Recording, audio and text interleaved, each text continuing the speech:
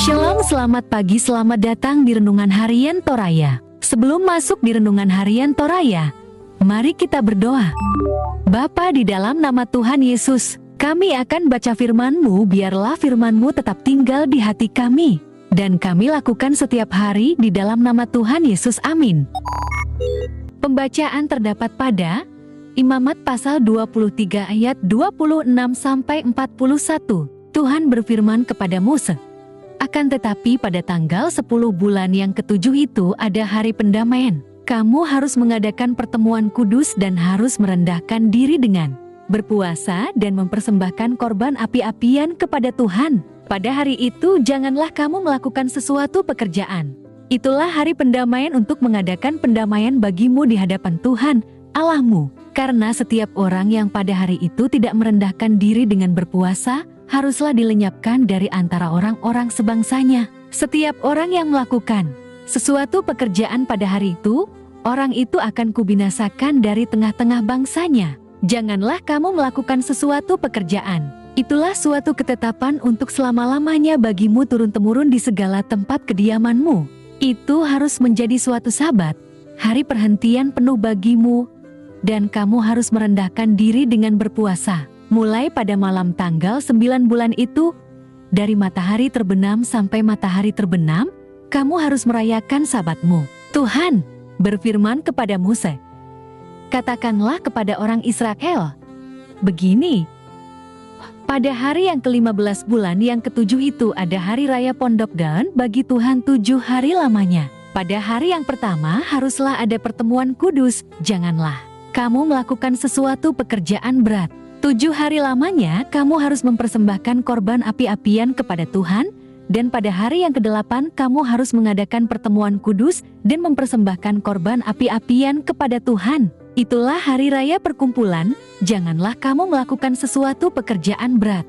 Itulah hari-hari raya yang ditetapkan Tuhan yang harus kamu maklumkan sebagai hari pertemuan kudus untuk mempersembahkan korban api-apian kepada Tuhan, yaitu korban bakaran dan korban sajian, korban sembelihan dan korban-korban curahan, setiap hari sebanyak yang ditetapkan untuk hari itu, belum termasuk hari-hari sabat Tuhan, dan belum termasuk persembahan-persembahanmu, atau segala korban nazarmu, atau segala korban sukarelamu, yang kamu hendak persembahkan kepada Tuhan. Akan tetapi pada hari yang ke-15 bulan yang ketujuh itu pada waktu mengumpulkan hasil tanahmu, kamu harus mengadakan perayaan bagi Tuhan 7 hari lamanya. Pada hari yang pertama haruslah ada perhentian penuh dan juga pada hari yang ke-8 harus ada perhentian penuh. Pada hari yang pertama kamu harus mengambil buah-buah dari pohon-pohon yang alok, pelepah-pelepah pohon-pohon korma, ranting-ranting, dari pohon-pohon yang rimbun dan dari pohon-pohon gandarusa, dan kamu harus bersukaria di hadapan Tuhan, Allahmu, 7 hari lamanya. Kamu harus merayakannya sebagai perayaan bagi Tuhan 7 hari lamanya dalam setahun. Itulah suatu ketetapan untuk selama-lamanya bagimu turun-temurun.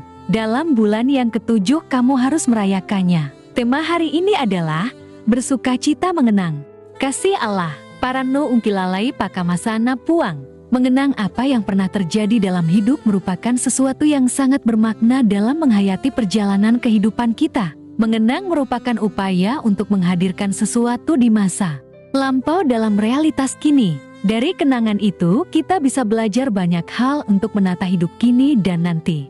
Bangsa Israel adalah bangsa yang suka mengenang masa lalu dalam perjalanan bersama Tuhan. Bacaan kita mengungkapkan 2 kenangan masa dalam lintasan sejarah mereka. Pertama, mereka mengenang bagaimana mereka pernah atau sering tidak setia kepada Allah. Mereka berulang kali memberontak dalam perjalanan dari Mesir ke Kanaan. Namun demikian, mereka dikasihi Allah setelah Ia menghajar mereka. Allah mengampuni mereka, Allah berdamai dengan mereka. Itu yang mereka kenang dalam bentuk perayaan hari pendamaian Hari Raya Yom Kippur yang dilakukan dengan mengorbankan hewan ganti nyawa mereka.